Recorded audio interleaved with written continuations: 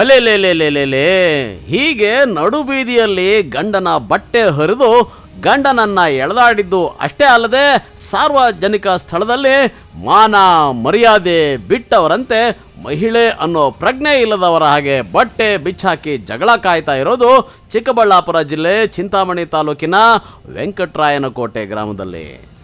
ಈ ಗ್ರಾಮದ 24 ವರ್ಷದ ಮುನೀಂದ್ರ ಅನ್ನೋ ಯುವಕ ಕಳೆದ 5-6 ವರ್ಷಗಳ ಹಿಂದೆ ಇದೇ ಗ್ರಾಮದ 20 ವರ್ಷದ ವೆಂಕಟರತ್ನಮ್ಮ ಆಲಿಯಾಸ್ ವರ್ಷ ಅನ್ನೋ ಆಕೆಯನ್ನ ಪ್ರೀತಿಸಿ 2 ವರ್ಷಗಳ ಹಿಂದೆ ಬಟ್ಲಹಳ್ಳಿ ಪೊಲೀಸ್ ಠಾಣೆಯಲ್ಲಿ ಮದುವೆ ಮಾಡಿಕೊಂಡಿದ್ದ.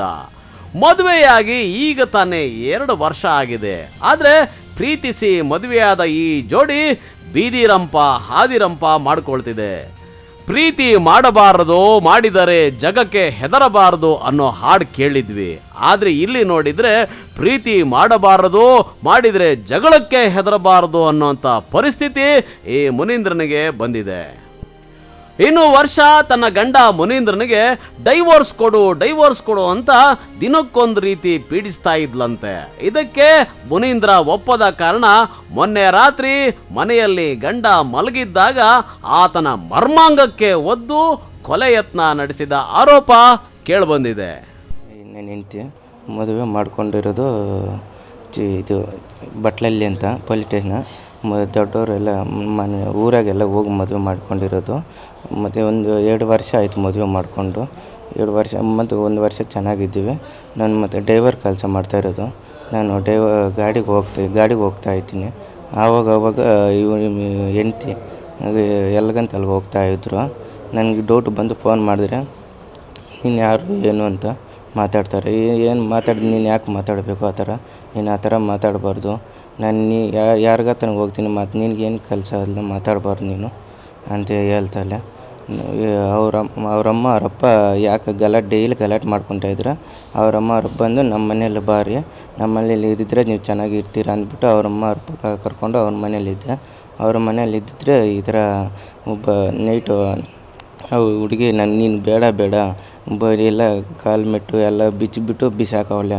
ನೀನು ಯಾಕಂತ ಬಿಸಾಕಿರೋದಂತೆ ನೀನು ನನಗೆ ಬೇಡ ಅಂತ. ಯಾಕೆ ಬೇಡ ಅಂತೆ? ನೀನು ನನಗೆ ಬೇಡ ಅಂದರೆ ಬೇಡ, ಡಿವೈಸ್ ಕೊಟ್ಬಿಡು ನೀನು ನನಗೆ ಬೇಡ. ಯಾಕೆ ಬೇಡ ಅಂದರೆ ನನಗೆ ಬೇಕು ಅಂದರೆ ಅದಕ್ಕೆ ಇಲ್ಲ ನಾನು ಕೊಡೋಕ್ಕಾಗಲ್ಲ, ನನಗೆ ಬೇಕು ಅಂದಿದ್ದಕ್ಕೆ ಈ ನೈಟು 2 ಗಂಟೆಯಲ್ಲೇ ಕಾಲಲ್ಲಿ ಓದ್ಬಿಟ್ಟವಳೆ, ಸೆಂಟ್ರ್ ಪಾಯಿಂಟ್ಗೆ ಓದ್ಬಿಟ್ಟವಳೆ. ಅದು ಇದ್ದಾಗ ಸುಸ್ತಾಗಿ ಬಿದ್ದೋಗಿದ್ದೆ. 6 ಗಂಟೆಗೆ ಮತ್ತು ಬೆಳಗ್ಗೆ ಆವಾಗ ಏನು ಗೊತ್ತಾಗಿಲ್ಲ. ಬೆಳಗ್ಗೆ ಮನೆಗೆ ಹೋಗಿ ಬರ್ತಾರೆ ಅಲ್ಲೇ ಗಾಡಿಗೇನೆ ಬಿದ್ದೋಗಿದ್ದೆ. ನೋಡಿದ್ರೆ ಜಾಸ್ತಿ ಇದಾಗೋಗಿತ್ತು. ಆಮೇಲೆ ನಮ್ಮಮ್ಮ ಎಲ್ಲ ಬಂದು ಆಸ್ಪತ್ರೆಗೆ ಅಡ್ಮಿಟ್ ಮಾಡವ್ರೆ. ಅದು ನೋಡಿಬಿಟ್ಟು ಅವ್ರ ಅವರಪ್ಪ ಹೇಳ್ಕೊಟ್ಟವ್ರೆ. ಇವು ಬಂದು ಇಲ್ಲಿ ನೋಡ್ಕೊಂಡು ಹೋಗವ್ರೆ. ನನ್ನನ್ನು ನೋಡ್ಕೊಂಡು ಹೋಗಿಬಿಟ್ಟು ಇಲ್ಲಿ ಅವತ್ತು ಕೇಸ್ ಆಗಿದ್ದೆ. ನಮ್ಮನ್ನ ಹತ್ರ ಏನೇನೋ ಮಾಡಿಬಿಟ್ಟವ್ರೆ. ನೀನು ಏನೋ ಒಂದು ಡ್ರಾಮಾ ಮಾಡು ಅಂದ್ಬಿಟ್ಟು ಅವರಪ್ಪ ಅಂತ ತಗೊಂಡು ಬಂದಿದ್ದು. ಮೇಲೆ ಅವೆಲ್ಲ ಹಾಕ್ಕೊಂಡ್ಬಿಟ್ಟು ಪಾಯ್ಸನ್ ಕುಡಿಬಿಡ್ತೀನಿ ಅಂದ್ಬಿಟ್ಟು ಚಿಕ್ಕಬಳ್ಳಾಪುರಕ್ಕೆ ಹಾಕ್ಕೊಂಡು ನಮ್ಮಮ್ಮ ಹೊರ್ಟೋಗವ್ರೆ. ಇಲ್ಲಿ ಯಾರೂ ಇಲ್ಲ. ನಮ್ಮಪ್ಪ ಆಕ್ಸಿಡೆಂಟ್ ಆಗಿಬಿಟ್ಟು ನಮ್ಮಪ್ಪ ಎದ್ದೇಳೋಕ್ಕಾಗಲ್ಲ, ಕೂತ್ಕೊಳಕ್ಕಾಗಲ್ಲ. ನಾನೇ ಎಲ್ಲ ಮಾಡ್ತಾಯಿದ್ದೆ, ಕ್ಲೀನೆಲ್ಲ ನಮ್ಮಮ್ಮ ಎಲ್ಲ ಮಾಡ್ತಾಯಿದ್ರೆ. ಇವಾಗ ಮಾತ್ರ ಈ ಥರ ಮಾಡೋರು ಅವರು. ಅವರಮ್ಮ ಅವರಪ್ಪನೂ ಈ ಹುಡುಗಿ ಹೇಳ್ಕೊಟ್ಟಿರೋದು. ಅವರಮ್ಮ ಅವರಪ್ಪ ನೀನು ರೂಮಲ್ಲೇ ಕಾಲಲ್ಲಿ ಓದ್ಬಿಟ್ಟು ಸತ್ತೋಗ್ತಾನೆ, ಈ ಥರ ಮಾಡು ನೀನು, ಈ ಹುಡುಗಿ ಇಲ್ಲ ಅಂದರೆ ಇನ್ನೊಂದು ಮದುವೆ ಮಾಡಿಕೊಡ್ತೀನಿ ನಾನು. ಅವರಮ್ಮನೇ ಎಲ್ಲರ ಮುಂದೆನೇ ಹೇಳವ್ರೆ. ಅವರಪ್ಪ ಊರನ್ನ ಪಂಚ ಅವರ ಮುಂದೆನೇ ಹೇಳವ್ರೆ. ಇವನಿಲ್ಲ ಅಂದರೆ ಇನ್ನೊಬ್ಬನು ಮಾಡಿಕೊಡ್ತೀನಿ, ಇವನಂತರ ಇನ್ನೊಬ್ಬನು ಇರ್ತಾನೆ ಅಂದ್ಬಿಟ್ಟು ಹೇಳ್ಕೊಟ್ಟವ್ರೆ. ಎಲ್ಲ ಮುಂದೆನೇ ಹೇಳವ್ರೆ ಅವರಮ್ಮ. ನೀನು ಬೇಡ ನನಗೆ ಯಾಕೆ ಏನಂತ ಹೇಳಿದ್ರೆ ಅವೆಲ್ಲ ನಿನ್ಗೆ ಅವಶ್ಯಕತೆ ಇಲ್ಲ. ನೀನು ನನಗೆ ಬೇಡ ಅಂದರೆ ಬೇಡ. ಯಾಕೆ ಏನಂದರೆ ಇಲ್ಲ ನನಗೆ ಅವಶ್ಯಕತೆ ಇಲ್ಲ, ನೀನು ಕೊಟ್ಟು ಬಿಡ್ತೆ. ಇಲ್ಲ ನಾನು ಸಾಯಿಸಾಕ್ತೀನಿ. ನಾನು 2-3 ಸರಿ ಹೇಳಿದ್ರೆ ಏನೋ ಸುಮ್ಮನೆ ಆಗಿಬಿಟ್ಟೆ. ಅವ್ರು ಈ ಥರ ಮಾಡ್ತಿಂದ್ರೆ ನೈಟ್ 2 ಗಂಟೆ ಸಾಯಿಸೋಕ್ಕೆ ಟ್ರೈ ಮಾಡವ್ರೆ. ನಾನು ಬಚಾವ್ ಮಾಡಿಕೊಂಡು ಆಚೆ ಕಡೆ ಬಂದುಬಿಟ್ಟೆ. ಆವಾಗ ಅವರು ಆಚೆ ಕಡೆ ಬಂದುಬಿಟ್ಟು ಸುಮ್ಮನೆ ಆಗಿಬಿಟ್ರು. ನಾನು ಇಲ್ಲಿಗೆ ಬಂದುಬಿಟ್ಟೆ ಸರ್. ಅವರು ನನ್ನ ಹತ್ರ ಮಾತಾಡಿರೋದು ಕಾಲ್ ರೆಕಾರ್ಡಿಂಗು. ಬೇರೆ ಜೊತೆ ಇಲ್ಲ, ನನ್ನ ಹತ್ರ ಮಾತಾಡಿ ನೀನು ಬೇಡ, ನಾನು ಬೇರೆ ಇದ್ದೀನಿ. ಹೌದಿಲ್ಲ ಸರ್.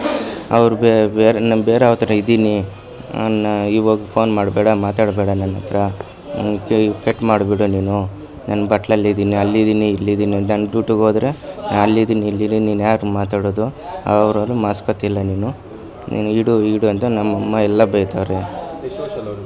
2 ವರ್ಷ ಅಲ್ಲವು ಸರ್. 1 ವರ್ಷ ಚೆನ್ನಾಗಿದ್ದು, 1 ವರ್ಷ ಅವ್ರ ಮನೆ ಅವರೇ ಕರ್ಕೊಂಡು ಹೋಗಿದ್ರು. ಅವರಮ್ಮ ಅವರಪ್ಪ ಅವ್ರ ಮನೆಯಲ್ಲೇ ಇದ್ದಿದ್ದು. ಆವಾಗ ಈ ಥರ ಮಾಡೋರು ಸರ್. Love marriage sir. 2 ವರ್ಷ ಆಯಿತು ಸರ್. 1 ವರ್ಷ ಚೆನ್ನಾಗಿದ್ದು, 1 ವರ್ಷ ನೀನು ಬೇಡ ಅಂದ್ಬಿಟ್ರು ಸರ್. ಇನ್ನು ಪತ್ನಿಯ ವಧೆಯಿಂದ ಅಸ್ವಸ್ಥನಾಗಿರೋ ಮುನೀಂದ್ರ ಚಿಂತಾಮಣಿ ತಾಲೂಕು ಆಸ್ಪತ್ರೆಯಲ್ಲಿ ದಾಖಲಾಗಿ ಚಿಕಿತ್ಸೆ ಪಡೀತಾ ಇದ್ದಾನೆ. ಇನ್ನು ಗಂಡನನ್ನ ನೋಡೋಕೆ ಆಸ್ಪತ್ರೆಗೆ ಬಂದ ವರ್ಷ ಅದೇನಾಯ್ತೋ ಏನೋ ಆಸ್ಪತ್ರೆ ಬಳಿಯೇ ವಿಷ ಸೇವಿಸಿ ಸಾವಿಗೆ ಯತ್ನಿಸಿದ ಆರೋಪ ಕೇಳಿಬಂದಿದೆ. ಇದನ್ನ ಕಂಡ ಮುನೀಂದ್ರನ ತಾಯಿನೇ ವರ್ಷಾಳನ್ನ ಚಿಕ್ಕಬಳ್ಳಾಪುರ ಜಿಲ್ಲಾಸ್ಪತ್ರೆಯಲ್ಲಿ ದಾಖಲಿಸಿ ಚಿಕಿತ್ಸೆ ಕೊಡಿಸ್ತಾ ಇದ್ದಾರೆ. ನೀನು ಈ ಥರ ಇವಾಗ ಬಚಾವಾಗಿದೆಯಾ ನೀನು, ಇಲ್ಲಾಂದ್ರೆ ನಮ್ಮ ಮನೆಯಲ್ಲೇ ಕೊಲೆ ಮಾಡಿಬಿಡ್ತೀವಿ, ಇಲ್ಲಾಂದ್ರೆ ನೀನು ಸಾಯಿಸಾಕ್ಬಿಡ್ತೀವಿ, ಅದಕ್ಕೆ ನೀನು ಈ ಥರ ಸುಮ್ಮನೆ ಕಲ್ದೆ ಹಂಗೆ ಇರು, ಇಲ್ಲಾಂದ್ರೆ ಕೊಲೆ ಇದು ಮಾಡಿಬಿಡ್ತೀವಿ ಅಂದ್ಬಿಟ್ಟು ಅವ್ರು ಮಾಡೋರು ಸರ್. ಹಾಂ, ಬೇರೆಯವನ ಜೊತೆ ಎಲ್ಲ ರೆಕಾರ್ಡಿಂಗ್ ಎಲ್ಲ ಆಯಿತು ಸರ್. ಯಾರಂತೂ ನನಗೂ ಇನ್ನೂ ಫ್ಲ್ಯಾಶ್ ಇಲ್ಲ ಸರ್. ಅವರೆಲ್ಲ ಮಾತಾಡಿರೋದು ಎಲ್ಲ ವೀಡಿಯೋ ರೆಕಾರ್ಡಿಂಗು. ಅವ್ರು ನೆನೇನು ಕೇಳಿದ್ರೆ ಎಲ್ಲಿ ಹೋಗಿರೋದು, ಏನು ನಾನೇನು ಡ್ಯೂಟಿಗೆ ಹೋದರೆ, ಚಿಕ್ಕಬಳ್ಳಾಪುರ ಡ್ಯೂಟಿಗೆ ಹೋದರೆ ಆ ಹುಡುಗಿ ಮನೇಲಿರೋಲ್ಲ, ಹೆಂಗೆ ಬಸ್ ಹತ್ಬಿಟ್ಟು ಹೊರ್ಟೋಗ್ತಾಯಿರಲಿಲ್ಲ. ಏನೇನು ಕೇಳಿದ್ರೆ ನೀನು ಯಾರು ಕೇಳಕ್ಕೆ, ನೀನು ಸಂಬಂಧ ಇಲ್ಲ, ನಾನು ಹೋಗ್ತೀನಿ, ನೀನು ಯಾರು ಕೇಳಕ್ಕೆ, ಏನೇನು ಹೇಳಿದ್ರೆ ಹಿಂಗೆ ಈ ಥರ ಮಾಡಿಬಿಡ್ತಾರೆ ನನ್ನನ್ನು. ಸಾಯಿಸಾಕಿ ಬಿಡ್ತೀನಿ, ನೀನು ಬಿಡಲ್ಲ, ಇಲ್ಲ ಡಿವೋರ್ಸ್ ಕೊಟ್ಬಿಡು, ನೀನು ಕೊಡಬೇಕು, ನೀನು ಕೊಡಿದ್ರೆ ಇವಾಗ ನಾನು ಸುಮ್ಮನೆ ಆಗಿಬಿಡ್ತೀನಿ, ನಾನು ಕೊಡೋಕ್ಕಾಗಲ್ಲ, ಊರಾಗ ಮರ್ಯಾದಿರಲ್ಲ ನನಗೆ, ನೀನು ಕೊಡಬೇಕು ಅಂದ್ಬಿಟ್ಟು, ಇಲ್ಲ ನಾನು ಕೊಡಲ್ಲ ಅಂದಿದ್ದಕ್ಕೆ ಈ ಥರ ಮಾಡೋರು ಇವರು. ಮದುವೆಯಾದ ಹೊಸದರಲ್ಲಿ ಈ ಜೋಡಿ 1 ವರ್ಷ ತವರು ಮನೆಯಲ್ಲೇ ಇದ್ರಂತೆ. ಇತ್ತೀಚೆಗೆ ಗಂಡನ ಮನೆಗೆ ಶಿಫ್ಟ್ ಆಗಿದ್ದು, ಸಣ್ಣ ಪುಟ್ಟ ವಿಚಾರಕ್ಕೂ ವರ್ಷ ಗಂಡನ ಜೊತೆ ಕಿರಿಕ್ ತೆಗಿತಾ ಇದ್ದು, ಗಂಡನ ಸಹವಾಸವೇ ಬೇಡ ಅಂತ ಮಾಂಗಲ್ಯ ಸರ ಕಾಲುಂಗರ ಬಿಚ್ಚಿ ಬೀದಿಯಲ್ಲೇ ಎಸೆದು ಹೋಗಿದ್ಲಂತೆ. ಇನ್ನು ಈಗ ಇಬ್ಬರು ಸಂಸಾರ ಮಾಡೋ ಬದಲು ಆಸ್ಪತ್ರೆ ಸೇರಿರೋದು ಮಾತ್ರ ವಿಪರ್ಯಾಸ. Aslam Pasha, MMTV news, Chintamani.